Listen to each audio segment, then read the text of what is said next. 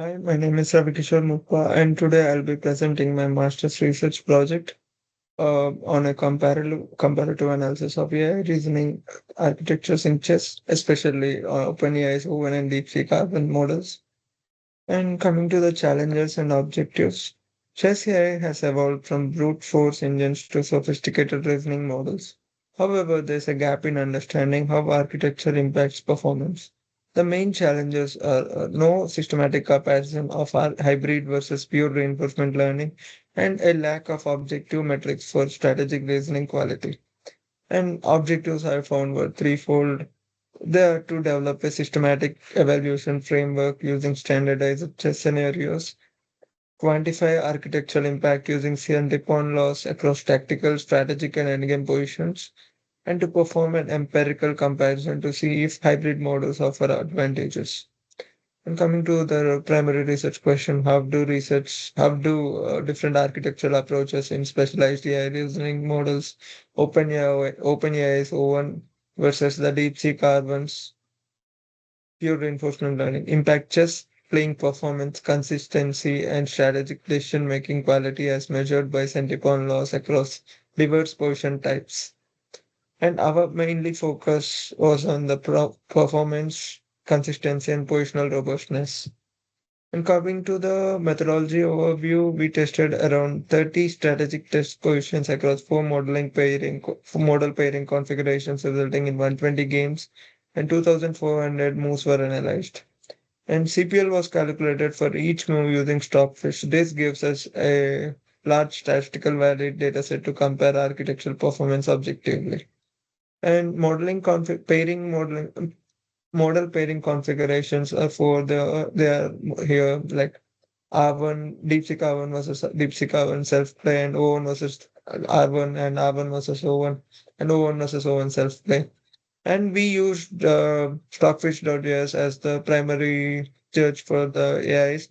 As you know, the AIs were typical sometimes, and they may use the invalid moves, and Stockfish acts as a judge to report the invalid moves.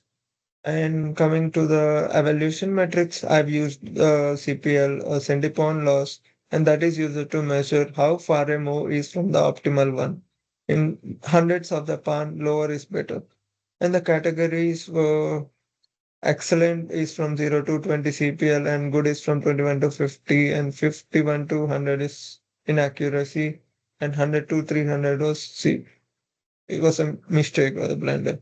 And the key findings were O1 achieves the 3.5 better times the R1, and O1 is 25.6 times the CPL. That is considered as excellent, and R1 was 87.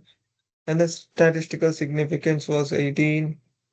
And I found out the standard deviation and median that as the basic statistical measures.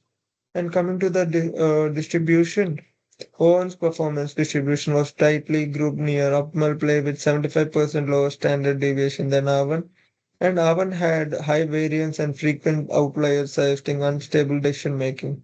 And to head-to-head results in direct matches, Owen won 85% of the games, regardless of the color, with no significant color bias.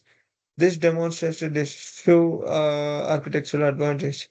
But some research paper shows that the AI which uses the white as its first, which uses white has the better chances of winning than the AI that uses the black.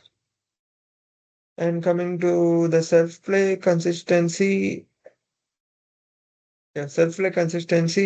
when each model played against itself, one achieved a 46% of draw rate, similar to human grandmasters, showing balanced, consistent play, and Arman's draw rate was just 13.3%, reflecting volatility, and a variance testing confirmed own stability was with p lesser than 0.001. And coming to the position type performance, they are across tactical, strategic, and endgame. And in tactical, O1 was 31.4 and R1 was 124, which are quite more. And strategic, even it's 18 for O1 and 87 for R1. And in the end games, it's 16 and a huge 118 for R1.